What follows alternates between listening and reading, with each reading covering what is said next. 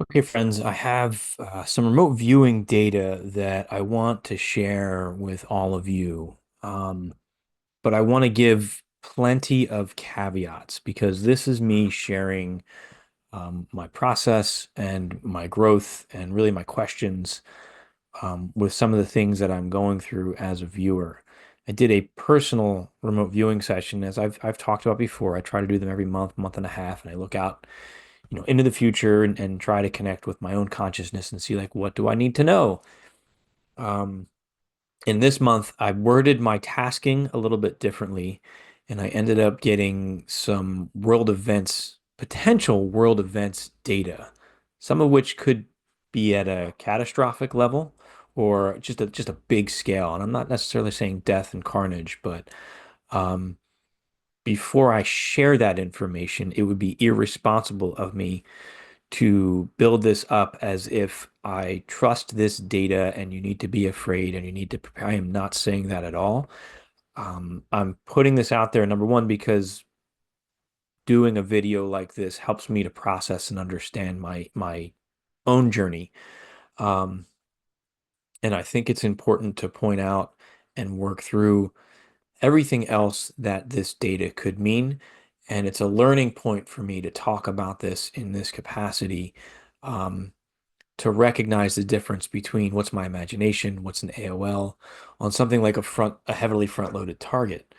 Um, I really have been trying to establish clear threads of communication between my perception of my present self and my future consciousness at varying points in time. It's been an exercise that for the most part I've enjoyed, but sometimes has caused me a great deal of anxiety. Targets like this, like I said, I only do them once every month, month and a half, and I took a break for a while because it just became too much with my anxiety. Um, but I think there's so much value. I think it's really cool, um, into seeing if we can do this, with remote viewing our minds. I'd say for someone at my limited level of experience, um, are, it's really hard to separate what I know and what I'm imagining. You make your analytical conclusions so much faster when you know the target is about yourself, which is one of your most intimate things in the world, right? So it's really hard to separate. Um, and I've done a pretty good job when I can go into a session like that without any anticipation or expectation or a particular thing that I'm going through. At times of high anxiety or where I'm looking for specific information about an outcome with something in my personal life, it's a lot harder for me to gather information. So this just yesterday, what's today's date here? Let me clear my phone for a second. Today is Sunday, February 23rd, 2024. I'm sorry, 25, not 24. Um, and I did this my first session yesterday. I did a follow-up session just this morning. It's 10:52 a.m. Eastern time. And what's different about this session is I went predominantly into world events type of data. This has happened before. Usually I'm looking at, but what's weird is that I'm trying to interpret this, thinking it's a session about myself, and interpret my own ex through the lens of as if I'm witnessing it. And I don't know if that's what's happening here. Um, Full disclosure, within the next 45 plus days, I will be traveling with my family. We will be on an airplane. I did have anxiety over the seemingly rash of plane troubles that we've been having over the last few weeks. So something that was on my mind, I'd say on a scale of 1 to 10, 1 being I'm calm and not worried, 10 being full-blown panic, I'm in trouble. I'd say I was at about a 4 with my anxiety right now. Maybe I'll get closer as I'm going. So that was a question I had running through my mind. Is it going to be safe for me to fly? Um, Beyond that, I had just had a conversation shortly before sitting down to do this session. I had a conversation on Facebook with another remote viewing friend, and we were talking about Nostradamus, and we were talking about things tied into his predictions on the Antichrist, but then that conversation shifted into a discussion about Earth changes. And I referenced certain things, how abductees have often talked about Earth changes, and how even Bob Monroe, when he was exploring things, had a bunch of sessions done on coming Earth changes. So that was in my mind, but then I did my cool down and I got into my session and I wasn't thinking about it. But the fact that the information I have seems to fit some of it along the lines of a potential Earth change type event. Um, Maybe there's a correlation there. So I need to give all of these caveats because the last thing I want is somebody to watch this and say, "Oh my gosh, Dennis Nappy is saying that there's going to be a major event," and everybody gets all scared. I would take this with an extreme grain of salt. This is an experiment. I'm putting it out there publicly, really just to hold myself accountable. Um, and I don't know, there's something different when I talk, knowing that it's going to be public as well in terms of how I process information. So please, I need to be very clear about that. I'm not saying anything I'm seeing is going to happen. I think there's a lot of ways for this data to be interpreted. So with that caveat being said, I'm going to go through my two sessions and talk about kind of my experience as a viewer and try to identify, signal line versus analytical overlays, versus fears and all of that stuff. So let me show you my first session here. Again, this was done yesterday, which was February 23rd, 2025. Okay. Uh, oh, this is my second session. I'm sorry. This was done, my session was done February 22nd, 2025. So I have my target ID. It's a random generated number that I use just through Google. And the tasking was, what do I need to know? And I got specific here. I said, viewer will collect data from points in time and space and consciousness that will provide viewer with information, knowledge, and or wisdom that are valuable to viewer during this present time period. That's a new tasking. Typically, I say, viewer will collect information from viewer's own future consciousness at a point in time when viewer's consciousness is ready, able, and willing to provide information of value to viewer. So this was tasked differently. And looking at this can open it up to beyond my own consciousness to more world events. That wasn't necessarily my intention, but I was looking at, and some of this I think was intuitively driven with this self-tasking, but I was looking out, if there's other information out there that's beyond just me, I'd like to be able to have access to that. All right, so I felt okay going into this session. I had this wild ideogram here, that I was seeing life, I was seeing energetics and structures. And right away, looking at this, my first thought was an airplane moving safely. Just looking at this large oval here is the immediate impression I have, something moving safely over the ground. And I thought, okay, my plane's not going to crash. That felt pretty reassuring to me. Looking at a life, relationships, connections, moving through time and space. This is weird, embarrassing, but I had the characters Edward and Bella from Twilight, and then an AOL to my character Jasmine from my book The Hive. I have been doing some time, spending some time writing book three of The Hive. That's not a plug. Over the last couple of days, and then I moved on and I saw this shadow, um, that which becomes revealed. And I had these two life forms standing here, and the shadow was over the female life form here, but the shadow was moving away. It was like it moved through this life form, over this life form here. They were looking up, and there was some kind of shadow. Um, Two lives, one male, one female. The shadow passes over the female, revealing her to the light. Rumble, shake. There was like a rumbling and a shaking. I felt nervous for a second. This is a positive moment as they see each other and smile in comfort. Looking at this shadow, it was dark, it was cold, but then the warmth arrives. And I just had it like it's cloudy. The cloud comes over you and you feel cold, and then as it passes and the sun comes back out, you feel warm. So I was trying to describe the location, and again, I'm going to be in Florida. So, the ground was soft and sandy and squishy, wet. There was a land-water interface, trees, an area of shade were behind, and then there's this white noise that I had as the ocean. There was an AOL of intuitive, and then I put the beach in Florida because that's where I'm going to be. Um, but again, this is where, your imagination or your front loading, heavy front loading here is coming into play. So I question this data. I still collected it the way I collect data, but it's really hard when you're like, I'm going to be here. Is this where I am? But then I had this feels like a moment of realization or contemplation for the male life, beginning or formation of a new idea or concept or decision, choices being made, a desire or wishful.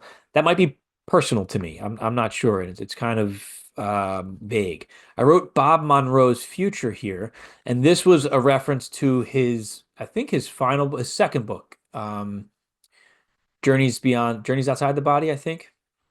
I can't remember.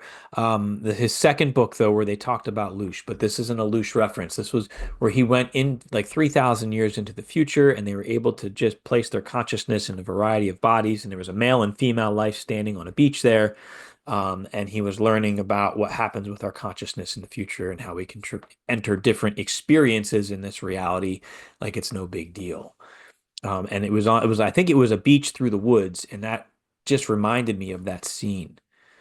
Okay, next I'm exploring this structure. It was large aerial movement. It was slow moving, almost floating, silent and rumbling.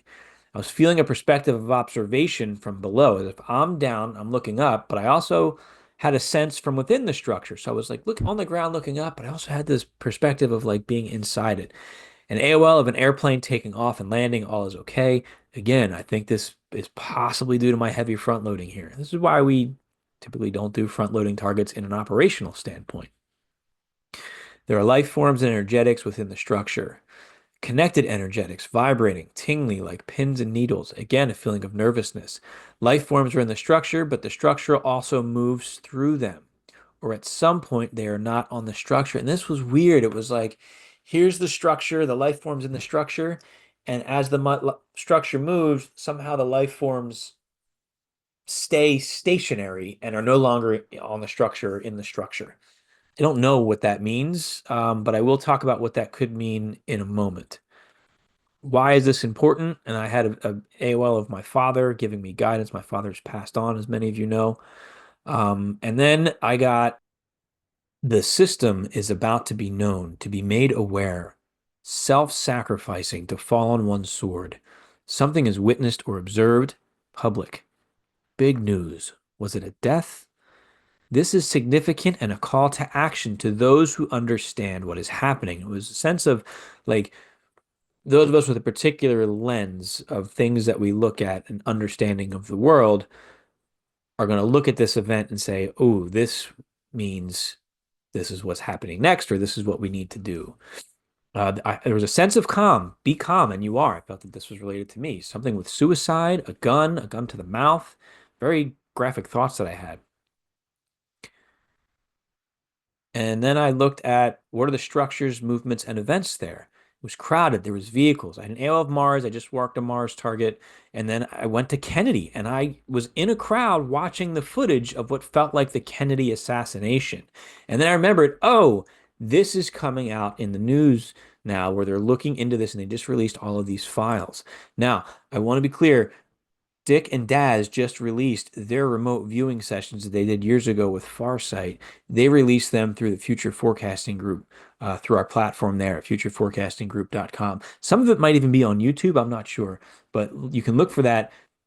I'm being completely honest here. I have not ever watched their sessions. Daz talked to me once about his Kennedy session, but all I remember, what stuck out to me, is that he pursued life after death stuff. I don't remember what they said about the sessions. I don't think I've ever heard or watched that. So I need to give that. I'm not on a thought train of watching their sessions with Kennedy.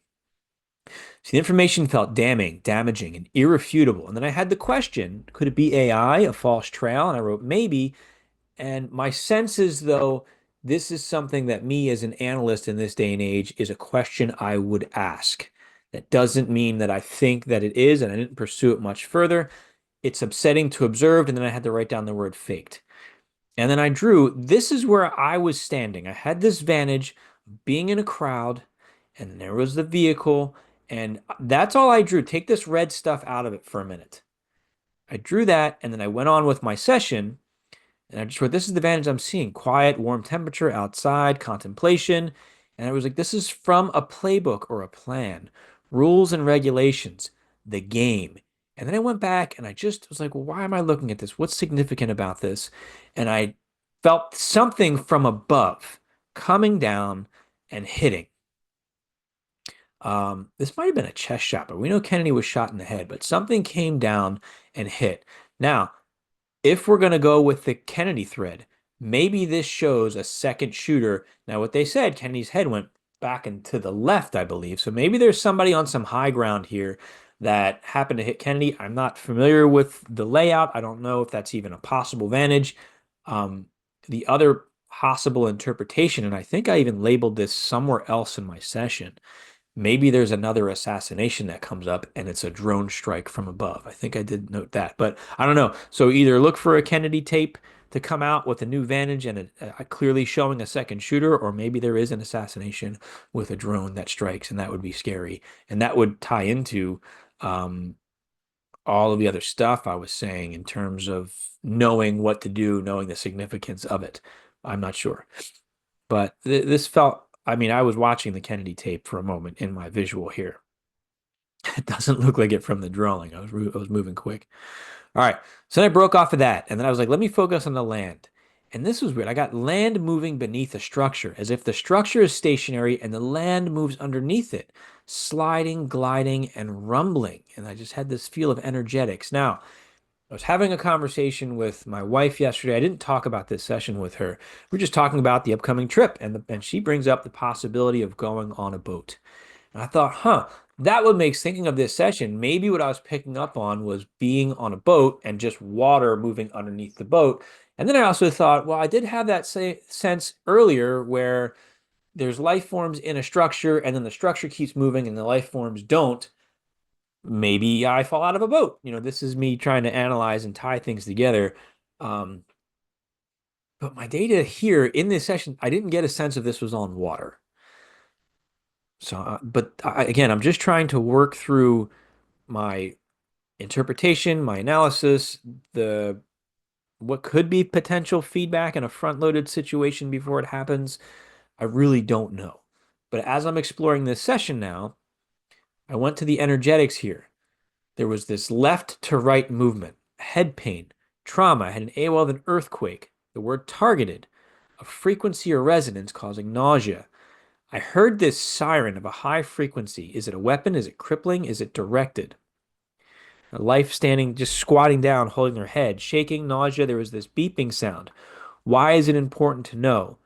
The ground shakes. Keep moving. An East Coast feel, more at risk than the Gulf Coast. Again, my AOL front loading going to be in Florida. Is this what I'm experiencing? And I drew this.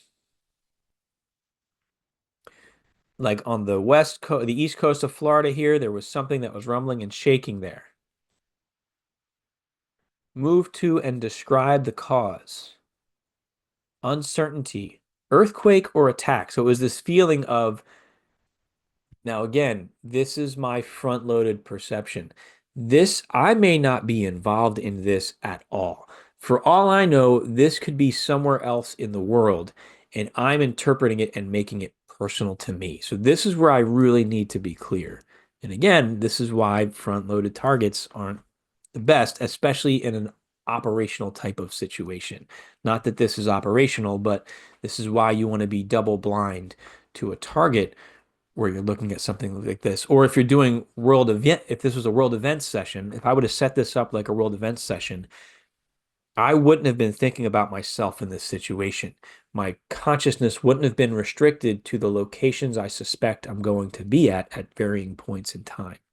So this may not be America-based. This may not be Florida. I have to be clear about that. But it was loud, like a long, slow explosion, a slow motion rumble that gets louder. I heard car alarm sounds. The weather was warm, and then there was silence. And then I felt there's an electromagnetic component to this, something with the Earth's energy field and an AOL of the Schumann resonance. And then I drew this. It felt like an impact, but like a plasma impact. Something hits the planet and ripples through the energy field like waves on a pond. So these ripples here are not on the planet. It's on the electromagnetic field of the Earth, and then it ripples around the planet. This impacts the Coriolis effect, which is, I believe, the spin of the Earth. A temporary slowing or inertia in the opposite direction of rotation. This has a significant, quote, ripple effect on Earth's function, like a machine. This was forecasted. Is that my right? My writing is awful sometimes. This was forecasted. This is known. Psychological effects, nervousness and trepidation. This is connected to magnetic poles. An initial burst of fear, then calm, because to most, there are no observable effects or impacts beyond the initial. But a change to the field draws an increase in collective anxiety of humanity. Fear and confusion are on the rise due to a change in electromagnetism. Why is this important to me? There's not much you can do, no action you can really take, none that is needed. This is a significant marker in time. This will create a sense of urgency for those in the know. More knowledge is needed. To be clear, I did not get the impression that I'm one of the people in the know. This felt more like ruling bodies of the planet. Look for an almost immediate response of a rocket being launched into space. Forgive the phallic nature drawing of my rocket here, but it definitely had a more of a rounded top. Lots of scientific equipment, technical monitoring, a push to set up an observation station on the moon, a sense of urgency. Now, I will say, none of this has anything to do with me, and now I'm in what felt like a regular remote viewing world events session. I removed the personal aspect of it from me in how the data was coming in. That doesn't mean it's accurate. I could really still be on some imagination thread here. Once you go rogue on this AOL tangent, it could take you anywhere. Or maybe this is a luminosity event and I'm picking up on something here. This event was somehow expected, but far sooner than calculated, causing those in the know a sense of urgency and panic. So it's as if they were planning at some point in the future, the planet's going to get hit and it's going to have this chain reaction. This is like a significant, this is the indicator that these chains of events are now beginning. And I got the impression that they thought they had more time. So now they're scrambling to get other things in place so they can be prepared to get back ahead of these events that are coming. I then went back to page 5, which was this one here. Hold on. Oh, I stopped exploring that crazy earthquake thing, and I went back to what looked like the Kennedy assassination because I wanted to try to pull more information from that one. Okay, so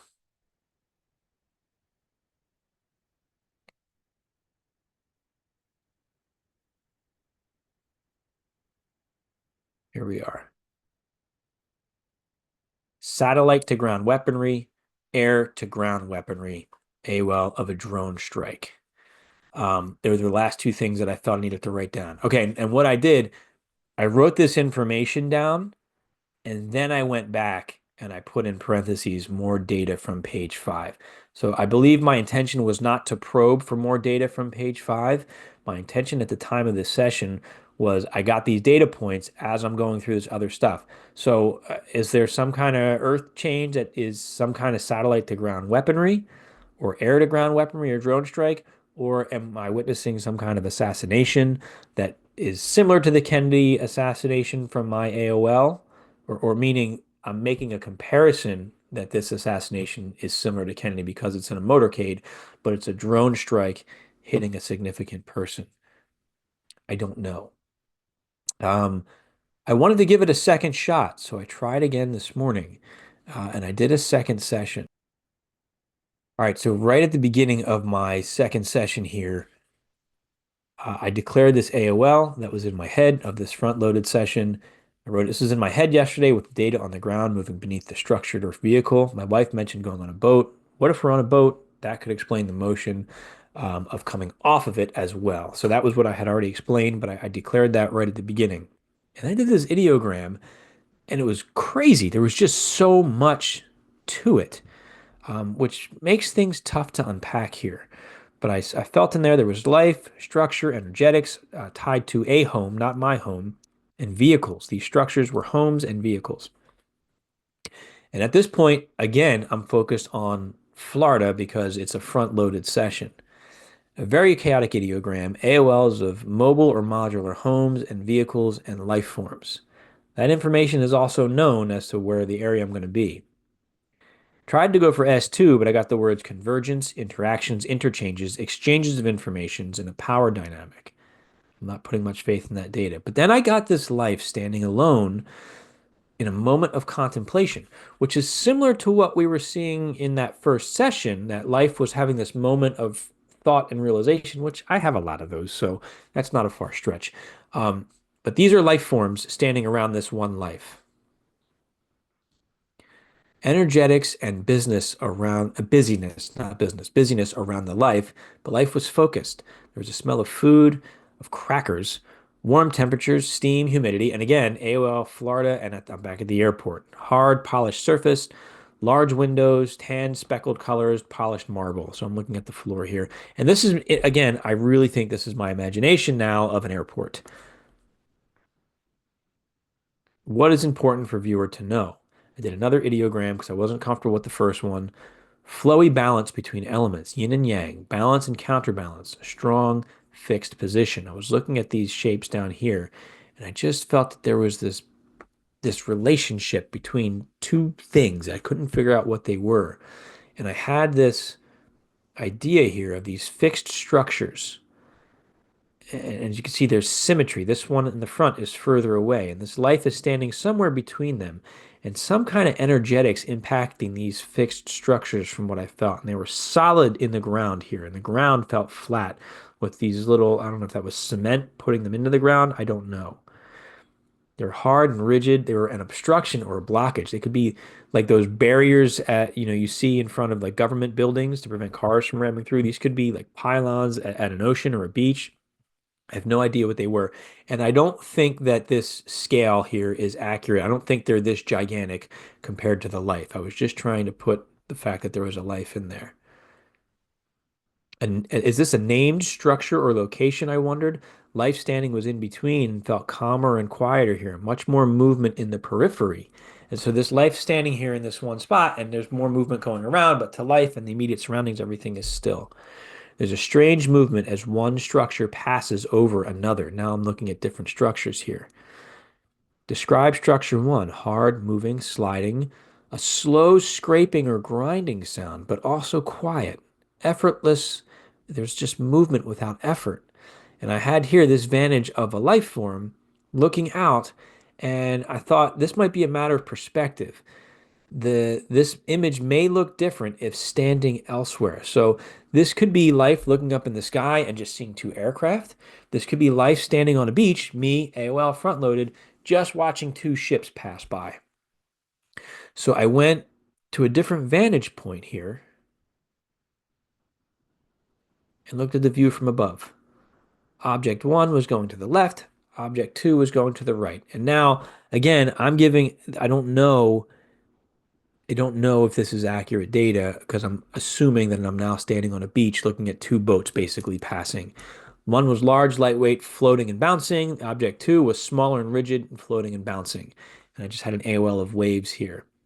Boats on the ocean is my AOL. And here was the life looking out at these two structures here.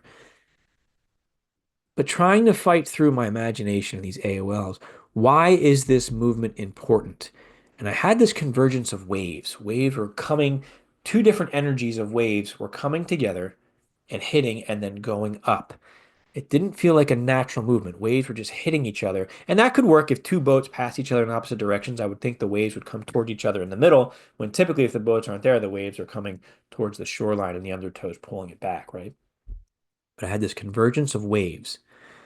Um, peace and a moment of peace and serenity. And then I had a quick flash of people with like shoulder straps on them. It reminded me of a remote viewing session I ended up doing. That was the missing flight MH whatever. Um, but there were people wearing shoulder harnesses, which you wouldn't typically see in a passenger airliner. And I wondered, are people hang gliding or dangling? Because I had this like up and down motion. It didn't feel catastrophic. Then my mind's going, maybe I'm just at the beach watching people parasailing. I don't know what the significance of that is. So I went back to from session one, page seven, which was that energetic event on the east coast of what I was calling Florida, but who knows where it's going to be. And the information flow changed. All of a sudden, I felt like I was collecting on a data on a target that felt like a regular remote viewing session, not me putting myself into the picture. So an energetic vortex, a convergence, an energetic void, negative polarization. Something is different on the inside. Was it ions? Was it the rotation? Was it the charge, magnetism, or direction? So there's just these vortex like a cone funneling downwards, and I had it going in my mind into the water, and it continued to go down, and then it hit the land, and it continued to go down and hit something far below the surface. And as a result, there was a ripple effect of magnetic waves, electromagnetic waves, then coming up. And I felt initially a 4 to 6 second rumble that felt to me like an earthquake. It just rumbled through the ground. Back to ideogram data in session two. So again, I took another look at my ideograms from this current session, and I had movement of structures, separation, and again, this void and earthquake and shaky waves. And then I got this visual here. It wasn't even really a visual, it was just an intuitive feeling that I turned into a visual. So it was energy coming in, this yellow here, from right to left and striking the earth. And it hit. It was fast. It was just fast moving. And it hit, and as the field's supposed to, it absorbed it. But what I saw was the energy field concaving, right? It didn't break this, I'll call it plasma. This energy, I don't know what it was. This energy hit the field concaved, but it absorbed it and it redirected this energy in a wave-like motion around the planet. But there was a secondary effect. So as you can see, this yellow hits it, and then I tried to draw waves. They ripple. As you can see here, um, my mouse isn't working. These waves ripple around the planet and then keep going. So it like absorbs the shock. However, at the point of impact, there was a thinning of the electromagnetic layer to a point where a force from below the surface of the Earth pulls on it. So what happened was it didn't penetrate the electromagnetic field. It hit it, it caused these waves, and it made it much thinner in that point of impact. And as a result, there was a natural force from the surface that naturally, I guess, pulls on the electromagnetic field for balancing, but because it was so thin, it weakened it further and it created a tear, which then caused this vortex and some kind of reverse polarization.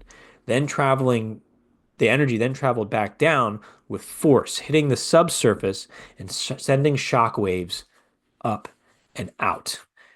And that was very interesting to me. Experiencing what I had seen happen. So it was like, let's use an AOL term. Maybe it was a solar flare, hits the planet really hard. The electromagnetic field absorbs it, it ripples through, and then plasma keeps going as it moves around. But because of where it hit, it compressed it or thinned it out. The natural, call it gravity, calls it electromagnetism. I don't know, I'm not a scientist. Continued to pull on it, and because it was thinner, it tore it. And as soon as it tore, it was like a floodgate opened, and energy just poured in like a vortex, hit the surface, and then as a response, there was another electromagnetic reflex, I guess, causing this wave of rumble going outwards. And maybe that's suspicious observers, I believe, talks about the relationship between the sun, solar storms, electromagnetism, and earthquakes. And he does a great job of predicting earthquakes.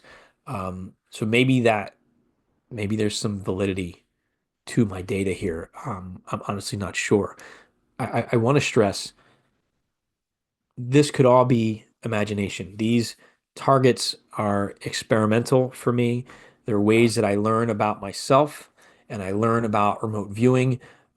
They're not ways that I go and collect data that I would rely on until after the fact.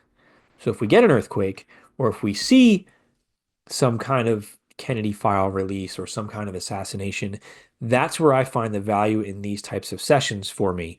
Um, I never take action on these sessions because there are so many variables through my own consciousness and bias and interpretation. But rarely I say rarely. I mean, December I got some drone information, but the reality is rarely do I get world events type of information on my personal sessions. I don't do world events, as I've talked about, because it causes me too much anxiety. When I do these sessions, I prefer gaining insights into why something in the future happens, because then I get a lot of spiritual information as to the reasons behind it. And so then the thing will happen, I'll have the experience, and then I go back and I read my session and I read what I wrote, and it's like my higher consciousness explaining to me the significance of a particular event. So that's how I've been using those sessions. Um, just didn't have that feel or flavor. So I honestly don't know. Um, there's a lot of bias. There's a lot of, I know I keep saying it, but I just don't want somebody to look at this and say is calling for an earthquake or a solar storm or an assassination. I'm not. Now, after the fact, if it's right, you better believe I'm going to put that hat on and say, look what I did. But no, I don't have enough confidence in my data. So I'm taking this more as like educational. If you're new to remote viewing, just sharing my experiences as I'm trying to learn and understand these things, and a curious data point, if you get feedback, if you find something online, like I said, today is February 23rd, 2025. I did these sessions on the 22nd and the 23rd of February. So if you find any data that correlates to this down the line, please tag me in the comments below and let me know your thoughts. Um, yeah, please let me know your thoughts. If you've done a session and you have similar correlating data, I'd also like to know, what you're seeing. So please, again, also put those in the comments below. All right, friends, I'm Dennis Nappy the second. This was, like I said, a personal project here. I'm with Sixth Sense Media. You can find my work at sixthsensemedia.net. If you want to see the pros, look at world events every month. Go to futureforecastinggroup.com. That's where Daz, Dick, Edward, Naeem, Derek, just the whole team are looking ahead at the future every single month, accurately getting great data, great experiences. Those are the guys who really, if you want to see what's coming in the future, that's where you want to look. Futureforecastinggroup.com. Dennis Nappy the second. Thanks for watching.